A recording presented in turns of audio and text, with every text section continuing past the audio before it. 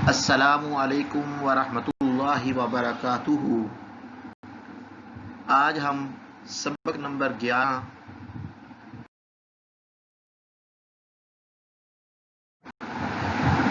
جس کا عنوان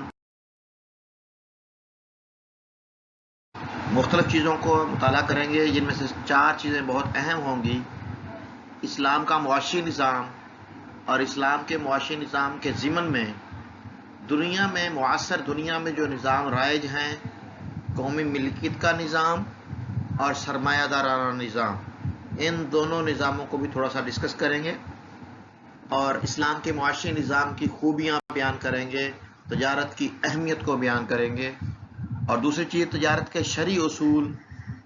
اس لیکچر کو پڑھ لینے کے بعد ہمیں تجارت کے شرعی اصول معلوم ہوں گے جو قرآن و احادیث کی روشنی میں مزین کیے جائیں گے، دلائل سے واضح کیا جائے گا۔ اور تیسری چیز، ہم کمائی اور روزگار کے جو شرعی ذرائع ہیں، جن جن ذرائع کے ذریعے مال کمانا درست ہے، ان ذرائع کو بھی ہم پڑھیں گے۔ اور آخری چیز، سود کیا ہے اسلام کے اندر، سود کی اقسام کیا ہیں، اور قرآن و سنت میں سود کی حرمت کے بارے میں ہمیں کیا دلائل ملتے ہیں، ان کا مطالعہ کریں گے۔ تو یہ لیکچر پڑھ لینے کے بعد ان چیزوں کے بارے میں ہمیں علم ہوگا۔ سب سے پہلی چیز ہے اسلام کا کسب حلال کو اہم ترین فریضہ قرار دیا ہے، اور تجارت، زراعت، صنعت اور ملازمت وغیرہ کے ذریعے اپنی روزی خود کمانے کی تاکید کی ہے، تاکیدی احکامات ہیں۔ بلکہ ایک روایت میں پیارے نبی صلی اللہ علیہ وسلم میں کسب الحلال، حلال روزی کمانا فرض کے بعد فرض ہے، ضروری ہے۔ اسلامی معاشی پالیسی کا یہ بنیادی اصول بیان کیا گیا کہ دولت کی گردش پورے معاشرے میں عام ہونی چاہیے، پورے معاشرے میں دولت گردش میں رہے۔ ایسا نہیں ہونا چاہیے کہ مال صرف مالداروں میں ہی رہے، گھومتا رہے، مالدار کا مال روز بروز بڑھتا رہے اور غریب روز بروز غریب سے غریب تر ہوتا رہے۔ اسلام اس چیز کی نفی کرتا ہے۔ معاش کے سلسلے میں جو چیز سب سے زیادہ اہمیت کی حامل ہے وہ یہ کہ سرمایہ کی گردش رہے۔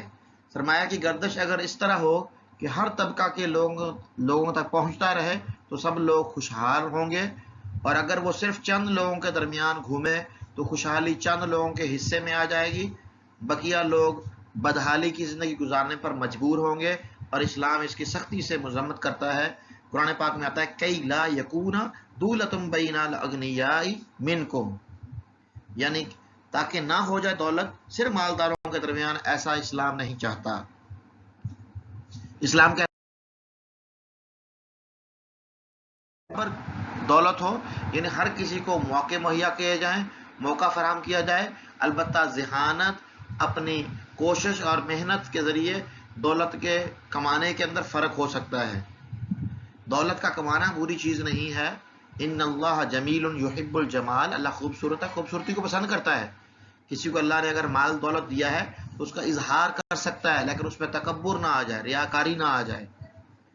اب دنیا کے اندر ہم دیکھتے ہیں، معاصر دنیا کے اندر 2 نظریے پائے جاتے ہیں اس سلسلے میں، ایک قومی ملکیت کا نظریہ، ایک سرمایہ داری کا نظریہ۔ قومی ملکیت کا نظریہ یعنی سب کچھ اسٹیٹ کی ملکیت ہوگا، تمام کاروبار، ہر چیز کی مالک گورنمنٹ ہوگی، اور پھر لوگ بطور آجر کے، مزدور کے وہ کام کریں گے اور وہ اپنی محنت کریں گے۔ قومی ملکیت کا نظام سوویت روس میں زور کے ذریعے اور بہت جوش و جذبہ کے ذریعے نافذ کیا گیا، لیکن غیر فطری ہونے کی وجہ سے وہ بھی ناکام ہو گیا۔ دوسرا نظام ہے سرمایہ دارانہ نظام، یہ پوری دنیا میں تو یہ حق حاصل ہے کہ بے روک ٹوک اپنی آمدنی مسلسل بڑھاتا رہے، اس پر کوئی اخلاقی ذمہ داری نہیں ہے کہ وہ اپنے مال میں غریبوں کو کچھ دے یا نہ دے، اس پر کوئی پابندیاں نہیں، وہ آزاد ہے دولت کمانے میں، خرچ کرنے میں، اس پر کوئی قید نہیں ہے۔ اس بے قید نظام معیشت کا خاصہ یہ ہے کہ جب یہ اپنی انتہا کو پہنچتا ہے تو دولت ہر طرف سے کھچ کر صرف چند مٹھیوں میں جمع ہو جاتی ہے، اور کاروبار پر انہی لوگوں کی اجارہ داری قائم ہو جاتی ہے، اور عوام کے لیے اس کے علاوہ کوئی چارہ نہیں رہ جاتا کہ وہ ان مٹھی بھر سرمایہ داروں کی ملازمت کریں یا ان کے ایجنٹ بن کر ان کے کاروبار کو فروغ دیں۔ مغرب کے سرمایہ دارانہ نظام نے دولت کا توازن ختم کر دیا، اسلامی نظام میں معاشرے میں دولت کی گردش بیع و شراء اور جائز تبادلہ پر مبنی تھی، لیکن مغرب کے مالی نظام کی بنیاد سود ٹھہرایا گیا، جو انسانی تاریخ کے ہر دور میں غریبوں کا خون چوسنے اور اس سے کمزور مزید سے مزید تر اور دست نگر رکھنے کا ذریعہ رہا ہے۔ آج اسی نظام کا نتیجہ ہے کہ دولت چند ہاتھوں کی باندھی بنی ہوئی ہے اور جس طرف چاہتے ہیں دنیا کے مالی نظام کو گھما پھرا رہے ہیں۔ آج جو مالدار ہیں وہ مزید مالدار ہو رہے ہیں اور غریب غربت کی دلدل میں دھنستا جا رہا ہے۔ تو اسلام اس نظام کی بھی سختی سے ممانعت کرتا ہے۔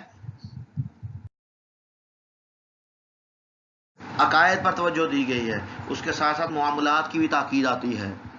معاملات میں پھر حلال و حرام کی قیود بیان کی گئی ہیں، مالداروں کی ذمہ داریاں بیان کی گئی ہیں، مال کے حقوق بیان کیے گئے، کیونکہ مال شریعت میں یہ بھی بتایا گیا۔ کہا پیارے نبی صلی اللہ علیہ وسلم نے ایک حدیث مبارکہ کے اندر فرمایا کہ قیامت میں جو کوئی قدم اس وقت تک ہل نہیں سکے گا جب تک 4 سوالوں کے جواب نہ دے۔ ان میں سے 2 سوال یہ ہوں گے جو مال کے متعلق ہوں گے کہ مال کمایا کہاں سے ہے، کس کس طریقے سے کمایا اور خرچ کہاں کیا ہے، اس کے بارے میں پوچھا جائے گا۔ کاروبار تجارت میں اللہ تعالیٰ نے بہت ساری برکات رکھی ہیں، اگر وہ ایمانداری پر مبنی ہو، سچا امانت دار تاجر ہو تو اس کو انبیاء، صلحاء، شہداء کی معیت کی خوشخبری دی گئی ہے۔ تو اچھا کاروبار کیا جائے، تجارت کے اندر برکات ہیں، لیکن شریعت کی تمام رعایات کو، تمام شرائط کو، تمام قیود کو مد نظر رکھ کے کیا جائے تو اس میں اللہ تعالیٰ برکات کا ڈال دیتا ہے۔ اب تجارت کرنی ہے، طریقے سے مال کمایا جا سکتا ہے، یہاں تفصیل سے بیان کیے گئے ہیں، میں ان کو مختصراً بیان کرتا ہوں۔ سب سے پہلی چیز، کاروبار کو فروغ دینے کے لیے ہمیشہ سچائی اختیار کرے۔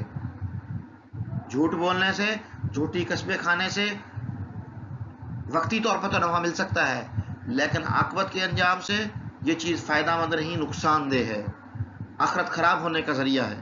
پیارے نبی صلی اللہ علیہ وسلم فرماتے ہیں فَإِن صَدَقَا وَبَيَّنَا بُورِكَ لَهُمَا فِي بَيْعِهِمَا وَإِن كَذَبَا وَكَتَمَا مُحِقَتْ بَرَكَةُ بَيْعِهِمَا۔ خریدنے اور بیچنے والے اگر سچائی سے کام لیں اور معاملے کو واضح کر دیں تو اللہ تعالیٰ ان کے لیے خرید و فروخت میں برکت پیدا کر دے گا، اور اگر وہ دونوں وَإِن كَذَبَا جھوٹ بولے اور عیبوں کو چھپا لے تو اللہ تعالیٰ ان کے مال سے برکت کو اٹھا لے گا۔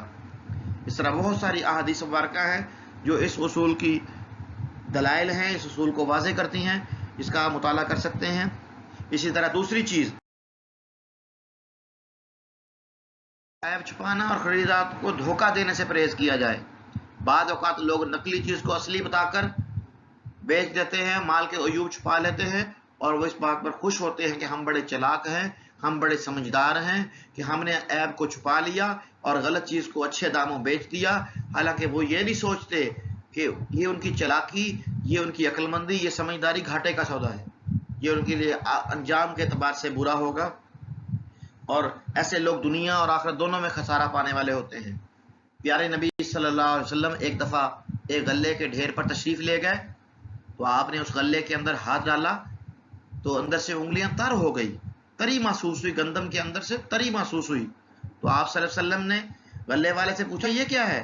دکاندار نے کہا اے اللہ کے رسول، اس ڈھیر پر بارش ہو گئی تھی۔ تو آپ صلی اللہ علیہ وسلم نے فرمایا پھر تم نے بھیگے ہوئے غلے کو اوپر کیوں نہیں رکھ دیا کہ لوگ اسے دیکھ لیتے، اور جو شخص دھوکہ دے اس کا مجھ سے کوئی تعلق نہیں، جو شخص دھوکہ دے اس کا مجھ سے کوئی تعلق نہیں۔ اس لیے مال کا عیب نہیں چھپانا چاہیے، واضح کر دینا چاہیے، تو اس سے اللہ تعالیٰ برکت ڈالے گا۔ تیسری چیز، کاروبار میں امانت داری اور دیانت کو نہیں چھوڑنا۔ مال اچھا ہے تو اچھا بتائیں، خراب ہے تو اس میں وضاحت کر دیں۔ کبھی بھی کسی خراب مال دے کر یا مجبوری کے وقت عرف و عادت سے زیادہ نفع لے کر، بعض دفعہ مجبوری ہوتی ہے، جس طرح کہ آج کے زمانے میں کوئی چیز کم پڑ جائے، لوگوں کی مجبوری ہے وہ خریدنا، ہم قیمت کو بڑھا دیتے ہیں، تو اسلام اس کی منع کرتا ہے۔ یعنی یہ چیزیں کر کے اپنی حلال کمائی کو حرام نہ بنائیں ہم۔ حرام رزق ساری برائیوں کی جڑ ہے، تھوڑا کمائیں، حلال اور پاک ہو تو اس میں برکات ہوں گی، اللہ تعالیٰ مصائب کو اٹھا لیں گے اور پھر ہم اللہ تعالیٰ بہت بڑا مقام عطا فرمائیں گے۔ چوتھی چیز جس کو ہم نے ذرا غور کیجئے، قوم شعیب پر صرف عذاب کیوں آیا کہ وہ ناپ تول میں کمی کرتے تھے؟ قرآن پاک میں واضح سختی سے بیان کیا، ویل للمطففین الذین اذا اکتالوا علی الناس یستوفون واذا کالوہم او وزنوہم یخسرون الا یظن اولئک انہم مبعوثون لیوم عظیم یوم یقوم الناس لرب العالمین۔ تباہی ہے ڈنڈی مارنے والوں کے لیے جن کا حال یہ ہے کہ جب لوگوں سے لیتے ہیں پورا پورا لیتے ہیں، جب ان کو ناپ کر یا تول کر دیتے ہیں تو انہیں کم دیتے ہیں۔ کیا یہ لوگ نہیں سمجھتے کہ ایک بڑے دن یہ اٹھا کر لائے جانے والے ہیں، اس دن کے سب لوگ رب العالمین کے سامنے کھڑے ہوں گے؟ تو اس لیے ہمیں احتیاط کرنی چاہیے۔ پیارے محبوب تو یوں فرماتے زن ورجہ، وزن کیا کرو اور زیادہ کر کے دیا کرو، زیادہ کر کے دینا چاہیے، کم نہیں کرنا چاہیے، ناپ تول میں کمی نہیں کرنی چاہیے۔ یہ بہت اہم چیز ہے، اس سے ہمیں اجتناب کرنا چاہیے۔ پانچویں کرنی ہے، تجارت میں احتیاط کرنی ہے۔ تجارت کرنے کے ساتھ حقوق اللہ کی ادائیگی کا خاص خیال رکھنا چاہیے۔ ہمارے معاشرے کے اندر ہمیں دو طرح کا لوگ بہت زیادہ نظر آتے ہیں۔ کچھ لوگ یہ سمجھتے ہیں صرف حقوق اللہ ادا کر لیے جائیں، اللہ کو خوش کیا جائے، بس جنت ہمیں مل جائے گی، جنت کا وارث اللہ ہے۔ اور کچھ لوگ ایسے ہیں جو کہتے ہیں کہ حقوق العباد صرف ادا کیے جائیں، یعنی بندوں کو خوش کیا جائے، تجارت اچھی کی جائے، نماز نہ پڑھے خیر ہے، حج نہ کرے خیر ہے، بس حقوق العباد ادا کرنے ہیں۔ اسلام دونوں کو کہتا خسارے میں ہے، یعنی دونوں چیزوں کا اپنا مقام ہے، حقوق اللہ کا اپنا مقام ہے، حقوق العباد کا اپنا مقام ہے، دونوں کی اپنی اپنی اہمیت ہے۔ اس لیے ہمیں دونوں کی احتیاط کرنی ہے، نہ یہ کہ تجارت میں مصروف ہو جائے، تجارت تو اسلامی کرے لیکن ساتھ نماز نہ پڑھیں، یہ بھی نہیں کرنا چاہیے، بلکہ نماز کا وقت ہو۔ صحابہ کی شان یہ بتائی گئی ہے، جب نماز کا وقت آ جائے وہ کاروبار کو چھوڑ دیتے ہیں۔ تو ہم بھی جب اس طرح کے ٹائم مقرر کریں، شروع میں البتہ امتحان ہم پر آئے گا، ہم نماز کے جائیں گے تو ہو سکتا ہے ہمارے گاہک بھی آ جائیں، یہ ہماری آزمائش ہوگی، یہ ہمارا امتحان ہوگا، اور اگر ہم اس امتحان میں پاس ہو گئے تو اللہ تعالیٰ ہمارے لیے مستقبل میں بہت ساری آسانیاں پیدا کر دے گا۔ تو اس لیے حقوق العباد کے ساتھ حقوق اللہ کو بھی ادا کرنے پر پوری توجہ ہم نے پوری توجہ دینی ہے۔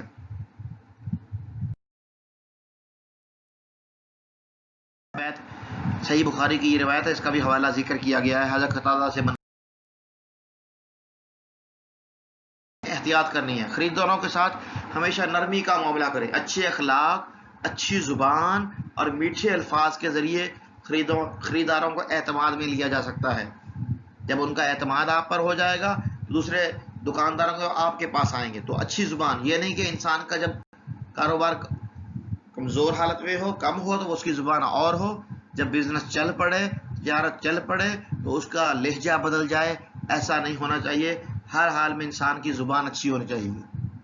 پیارے نبی صلی اللہ علیہ وسلم فرماتے ہیں رحم اللہ رجلا سمحا اذا باع واذا اشترى واذا اقتضى، خدا اس شخص پر رحم فرمائے جو خرید و فروخت اور تقاضا کرنے میں نرمی اور خوش اخلاقی سے کام لیتا ہے۔ اور ایک موقع پر آپ نے فرمایا من سرہ ان ینجیہ اللہ من کرب یوم القیامت فلینفس عن معسر او یضع عنہ، فرمایا جس شخص کی یہ خواہش ہو کہ خدا اس کو روز قیامت کے غم اور گھٹن سے بچائے تو اسے چاہیے کہ تنگ دست قرض دار کو مہلت دے یا قرض کا بوجھ اس کے اوپر سے اتار دے، یعنی اس کو معاف کر دے۔ اس کی پیارے نبی نے تاکیدی حکم فرمایا ہے۔ ساتویں چیز اسلام نے حرام قرار دی، اس کو مال تجارت بنانا یا اس کی خرید و فروخت کرنا بھی حرام ہے۔ یہ شراب، افیون، ہیروئن، یہ ساری چیزیں، اس طرح لاٹری، سٹہ بازی، کہبہ گری، سودی لین دین، اخلاق سوز فلمیں، آڈیو ویڈیو کسٹیں، آلات موسیقی، گانے بجانے کے آلات، اسی طرح فحش لٹریچر۔ پیارے محبوب فرماتے ان اللہ ورسولہ حرم بیع الخمر والمیتۃ والخنزیر والاصنام، پیارے محبوب اور رب کا محبوب فرماتا ہے کہ شراب، مردار، خنزیر، بتوں کی خرید و فروخت کو حرام قرار دے دیا گیا۔ اور ایک روایت صحیح ابن حبان میں پیارے محبوب فرماتے ہیں ان اللہ اذا حرم شیئا حرم ثمنہ، اللہ تعالیٰ جس چیز کو حرام قرار دیا ہے اس کی قیمت کو بھی حرام قرار دے دیا ہے. تو ہمیں اس میں احتیاط کرنی چاہیے کہ جو چیز حرام ہو، منع ہو، شریعت میں ناجائز ہو، تو اس کاروبار میں بھی نہیں پڑنا چاہیے. اب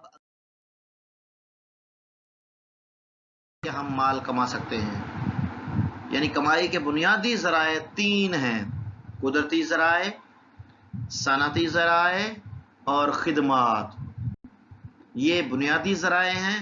پھر اس کے تحت کمائی کے اور خدمات کی مختلف صورتیں ہیں. صنعتی ذرائع مختلف قسم کے ہیں جن کا آگے ذکر آ رہا ہے، تو آپ اس میں دیکھ سکتے ہیں، بالکل آسان ہے. قدرتی ذرائع جن کا تعلق رب کی طرف سے ہے، اللہ کے ساتھ ہو. صنعتی ذرائع جو صنعت کے ذریعے، محنت کے ذریعے، کاروبار کے ذریعے، انسان فیکٹریوں کے ذریعے بناتا ہے. پھر خدمات، اس محکمے میں جو کام کرنے والے، جو چیزیں تیار کرنے والے لوگ ہوں گے وہ خدمات میں آئیں گے. محنت اور ہنرمندی سے کمانے کے صنعت ہے جس کے ذریعے انسان مال کما سکتا ہے. ذاتی کاروبار کر سکتا ہے. وکالت، کسی کی طرف سے وکیل بن کر بعض اوقات وکالت کی بنیاد پر اپنی خدمات فراہم کر سکتے ہیں. مزاربت کے ذریعے مال کمایا جا سکتا ہے کہ مال کسی اور کا ہو، محنت کرنے والا اور ہو، اس کے ذریعے وہ کام کر سکتا ہے. یہ بھی محنت جائز ہے. تجارت ہے خود کچھ نہ کرنا بلکہ سرمایہ، شرکت یا مزاربت کی بنا پر دے دینا، یعنی خود نہیں کام کرتا لیکن کسی اور کو پیسے دے دیتا ہے، سرمایہ لگا دیتا ہے کہ میرا سرمایہ ہے تو محنت کرو، میں یہ کام نہیں کر سکتا، کسی پر اعتماد کی وجہ سے، تو یہ بھی کر سکتا ہے. کرایہ داری، کوئی چیز لیتا ہے کرایہ داری کے لیے کرائے پر دے سکتا ہے. اسی طرح اور جتنے ذرائع جو شریعت میں جائز ہیں، ناجائز نہیں ہیں، شریعت نے منع نہیں کیا، وہ تمام ذرائع اختیار کیے جا سکتے ہیں مال کمانے کے لیے. یہ کہہ رہے کہ سود کے بغیر کاروبار نہیں چلتا، سود کے بغیر ہم ترقی نہیں کر سکتے، سود کے نکل نہیں سکتے. نکل سکتے ہیں. اسلام جب اتنی سختی پیش کر رہا ہے سود کے بارے میں، تو سود سے چھٹکارا پایا جا سکتا ہے. سود منع ہے، سود میں کوئی حلال نہیں ہے، اس میں کوئی رعایت نہیں ہے. سود یہ لفظ ہے، عربی زبان میں اس کو ربا کہا جاتا ہے. ربا سے مراد ہے معینہ مدت کے قرض پہ وہ اضافہ جس کا مطالبہ قرض خواہ مقروض سے کرتا ہے. یہ شرح پہلے سے طے ہوتی ہے کہ اتنے پیسے دے رہا ہوں اور ₹1,00,000 دے رہا ہوں، 2 مہینے بعد 1,20,000 لوں گا. یہ جو مقرر کر دیا، نفع طے کر دیا، یہ شریعت میں سود بن گیا. ہاں، اگر آپ کسی کو پیسے دیں، بزنس کرے اور یوں کہیں کہ 50% میرا نفع ہوگا، 50% تمہارا ہوگا، تو اب یہ کم بھی ہو سکتا ہے، زیادہ بھی ہو سکتا ہے. یہ ہے بے، یہ کاروبار. سود کیا ہے؟ 20% لینا ہے بس، میں نے تمہیں نفع کم ہو یا زیادہ ہو تمہاری قسمت ہے. شریعت کہتی ہے یہ سود ہے، منع ہے. الربا الزیادۃ علی راس المال لیکن خص فی الشرع بالزیادۃ علی وجہ دون وجہ. اصل مال پر زیادتی کو ربا کہتے ہیں، لیکن شریعت میں ہر زیادتی کو ربا نہیں کہتے، بلکہ وہ زیادتی جو مشروط ہو سود ہے. شرط کے بغیر اگر مقروض دائن کو خوشی سے کچھ زائد مال دے دے تو جائز ہے. یعنی کسی کو میں نے پیسے دیے، سود قرض حسنہ دیا، اس نے ان پیسوں سے نفع اٹھایا، اب میرے لیے فکس کرنا صحیح نہیں، سود ہے. ہاں البتہ جب وہ پیسے واپس دے، اس کو فائدہ بہت ہوا، وہ اپنی خوشی سے دے دے قرض لینے والا کہ آپ کے مشکل وقت میں میرے کام آئے، مجھے اتنا فائدہ ہوا، یہ میری طرف سے ہدیہ ہے یا انعام کے طور پر یہ میں دے رہا ہوں، تو وہ آدمی اپنی مرضی سے بغیر کسی شرط کے دے سکتا ہے. اس کی شریعت میں گنجائش ہے. مزید آپ دیکھ سکتے ہیں. اور اگلی چیز سود کی اقسام. سود کی 2 قسمیں ہوتی ہیں، ربا النسیہ، ربا الفضل. یہ 2 قسمیں سود کی ہوتی ہیں، دونوں سے ہمیں اجتناب کرنا چاہیے. ان کی یہاں تعریفات بھی موجود ہیں. سود کی حرمت، قرآن پاک میں رب نے فرمایا وَأَحَلَّ اللَّهُ الْبَيْعَ وَحَرَّمَ الرِّبَا. سود کو رب نے حرام کیا اور خرید و فروخت کو جائز قرار دے دیا. يَمْحَقُ اللَّهُ الرِّبَا وَيُرْبِي الصَّدَقَاتِ. اللہ سود کو گھٹاتا ہے، صدقات کو بڑھاتا ہے، صدقات بڑھتے رہتے ہیں، سود مٹتا رہتا ہے. وَذَرُوا مَا بَقِيَ مِنَ الرِّبَا إِن كُنتُم مُؤْمِنِينَ. ایمان والوں کو کہا گیا کہ اگر غلطی سے پتہ نہیں تھا، سود لے لیا تو فوراً اس کو چھوڑ دو، اپنا اصل مال واپس لو اگر تم ایمان والے ہو. اس سے بڑی بات کیا ہوگی؟ قرآن پاک کی سورۃ بقرہ میں رب نے فرمایا کہ سود لینے اور دینے والوں سے اللہ اور اللہ کے رسول کا اعلان جنگ ہے. اس سے بڑی بات کیا ہوگی جس سے اللہ اور اللہ کا رسول اعلان جنگ کرے. یا ایھا الذین آمنوا اتقوا اللہ وذروا ما بقی من الربا ان کنتم مؤمنین فإن لم تفعلوا فأذنوا بحرب من اللہ ورسولہ. مشہور صحابی رسول حضرت عبداللہ بن عباس رضی اللہ عنہ نے فرمایا کہ جو شخص سود چھوڑنے پر تیار نہ ہو تو خلیفہ وقت کی ذمہ داری ہے کہ وہ اس سے توبہ کرائے اور باز نہ آنے کی صورت میں اس کی گردن اڑا دے. اتنی سختی انہوں نے کی ہے، یعنی سود اتنی بری چیز ہے، اللہ کے نبی سے اعلان جنگ ہے، اس لیے ہمیں اسے بہت اجتناب کرنا چاہیے. اس 75 میں فرمایا گیا کہ وہ لوگ جو سود کھاتے ہیں، الذین یأکلون الربا لا یقومون الا کما یقوم الذی یتخبطہ الشیطان من المس، یعنی وہ قیامت میں اس حال میں اس شخص کی طرح اٹھیں گے جسے شیطان نے چھو کر پاگل بنا دیا، ان کی یہ حالت ہوگی. کیوں؟ اس وجہ سے وہ کہ ذالک بانہم قالوا انما البیع مثل الربا، وہ کہتے سود بیع کی طرح ہے، حالانکہ سود رب نے منع کیا ہے. سود کھانے سے توبہ نہ کرنے والے لوگ جہنم میں جائیں گے. فرمایا گیا ومن جاءہ موعظۃ من ربہ فانتہى فلہ ما سلف وامرہ الی اللہ ومن عاد، جو پھر بھی باز نہیں آیا، پھر بھی سود کھاتا رہا، فاولئک اصحاب النار، وہ جہنم والے ہیں اور اس میں ہمیشہ رہیں گے. تو اس لیے سود سے ہمیں بہت زیادہ اجتناب کرنا ہے، بچنا ہے.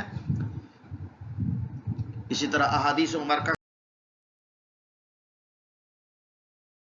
فرمایا 7 ہلاک کرنے والے گناہوں سے بچو، جو ہلاکت میں ڈالنے والے گناہ ہیں ان میں سے ایک گناہ سود کھانا ہے. اور ایک روایت میں فرمایا سود لینے دینے والا، سودی حساب لکھنے والا، سودی شہادت دینے والا، سب پر لعنت فرمائی. سود لینے اور دینے والوں پر حضور صلی اللہ علیہ وسلم کی لعنت کے الفاظ حدیث کی مشہور کتاب مسلم شریف، ترمذی شریف، ابو داؤد، سنن ابی داؤد، سنن نسائی میں موجود ہیں. حضور صلی اللہ علیہ وسلم نے ارشاد فرمایا 4 شخص ایسے ہیں کہ اللہ تعالیٰ اپنے لیے لازم کر لیا، ان کو جنت میں نہ داخل کرے گا نہ اس کو جنت کے نعمتوں کا ذائقہ چکھائے گا. ان میں سے ایک شخص، پہلا شخص شراب کا عادی ہے، دوسرا سود کھانے والا ہے، تیسرا ناحق یتیم کا مال اڑانے والا، چوتھا ماں باپ کا نافرمان ہے. سود بہت بڑا گناہ ہے، زنا سے بڑا گناہ قرار دے دیا گیا ہے. تو اس لیے سود بہت بری چیز ہے. تو جتنا ہو سکے ایمان والوں کو سود سے اجتناب کرنا چاہیے، سودی کاروبار سے بچنا چاہیے، سودی لین دین نہیں کرنا چاہیے. اس سے رب کی برکتیں اٹھ جاتی ہیں. اللہ تعالیٰ جب ہم سے ناراض ہو جائے پھر اللہ تعالیٰ کی طرف سے عذابات آتے ہیں.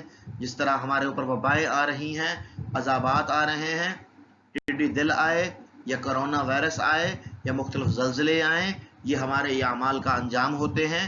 اس لیے ہمیں اللہ تعالیٰ سے معافی مانگنی چاہیے اور جو بھی شریعت کے خلاف چیزیں ہوں ان سے اجتناب کرنا چاہیے. تو اللہ تعالیٰ سے دعا ہے اللہ تعالیٰ ہم سب کو جو باتیں کہی سنی گئی اس پر عمل کرنے کی توفیق عطا فرمائے. کسی بھی طالب علم کا اگر کر کے پوچھ سکتا ہے یا آن لائن لیکچرز کے دوران پوچھے جا سکتے ہیں. سوال آدھا علم ہوتا ہے، سوال اچھا ہونا چاہیے، عنوان کے متعلق ہونا چاہیے، کوئی بھی سوال پوچھا جا سکتا ہے. تو اللہ تعالیٰ ہمیں سمجھنے کی توفیق عطا فرمائے. وما علینا الا البلاغ المبین.